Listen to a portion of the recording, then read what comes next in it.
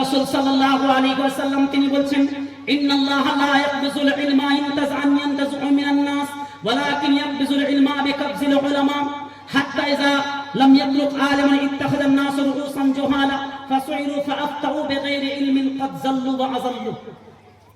আল্লাহ রাসূল সাল্লাল্লাহু আলাইহি ওয়াসাল্লাম তিনি বলেন ইন্নাল্লাহা লা ইয়াকবিজুল ইলমা ইনতাজআন ইয়ানতাজউ মিনান নাস, নিশ্চয় আল্লাহ তাআলা একেবারে ইলমটাকে উঠিয়ে দিবেন না, ওয়ালাকিন ইয়াকবিজুল ইলমা বিকবজিল উলামা, আল্লাহ তাআলা আলেম সম্প্রদায়ের মাধ্যমে ইলমটাকে উঠিয়ে নেবেন। আলেম সম্প্রদায়ের মাধ্যমে আল্লাহ তাআলা ইলমটাকে উঠিয়ে নেবেন। হাত্তা ইযা লাম ইয়াতরুক আলিমান, যখন পৃথিবীর বুকে আলেম অবশিষ্ট থাকবে না, ইত্তাখাযান নাস রুউসান জুহালা, তখন মানুষ সম্প্রদায় জাহেল মূর্খ অজ্ঞ ব্যক্তিদেরকে নেতা তৈরি করে বসবে। ফাসুইলু, তাকে প্রশ্ন করা হবে, ফাআফতাউ বিগাইরি ইলমিন, তাকে ওই প্রশ্নের উত্তর দেওয়া হবে বিনা নলেজে। ক্বাদ যাল্লু ওয়া আযাল্লু, নিজেও পথভ্রষ্ট হবে অপরকে পথভ্রষ্ট করবে। তার মানে যে প্রশ্ন করবে সেও গুমরাহ হবে, যাকে প্রশ্ন করা হবে সেও গুমরাহ হবে। সায়েল মাসউল দুজনে গুমরাহ হয়ে যাবে। এটা কখন হবে? একটা পানওয়ালা যখন ফতোয়া দিতে শুরু করবে, একটা চায়ের দোকানি যখন চাওয়ালা যখন ফতোয়া দিতে শুরু করবে, একটা সাধারণ মূর্খ মানুষের কথাকে যখন মানুষ মান্য দিবে, একটা আলেমের কথাকে মানুষ মান্যতা দেয় না। আজকে টাকা থাকলে পারে মিথ্যা কথাও সত্য হয়ে যায়। কোন লোকের যদি বড় লোক যদি থাকে, প্রভাবশালী ব্যক্তি যদি থাকে, মিথ্যা কথাও যদি বলে সেটাও মানুষ বিশ্বাস করে, ভুল কথাও যদি হয় সেটা বিশ্বাস করে।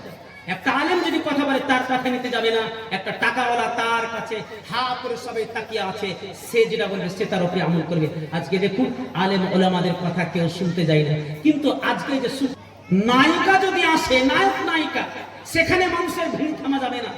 কোরআন হাদিসের কথা শুনতে মানুষকে পায়ে ধরে পাওয়া যায় না। কি ভাই, তার মানে কোরআন হাদিসের কথার দাম নেই না? একটু চিন্তা করেন আল্লাহ রাসূল কি বলেছেন।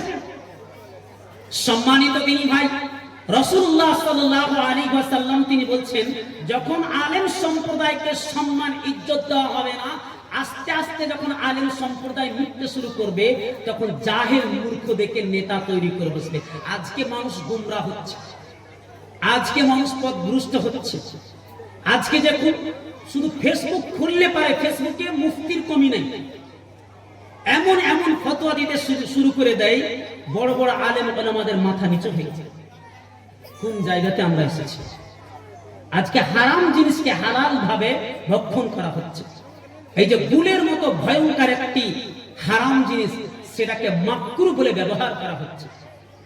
আজকালকে দেখুন নামাজি গুলো গুল লাগাই না, নামাজি গুলো খৈনি করে না, নামাজি গুলো মদ পান করে, সিগারেট পান করে, আর কত রকম গুটকা জর্দা পান, এই সমস্ত জিনিসগুলো খায়। কেন?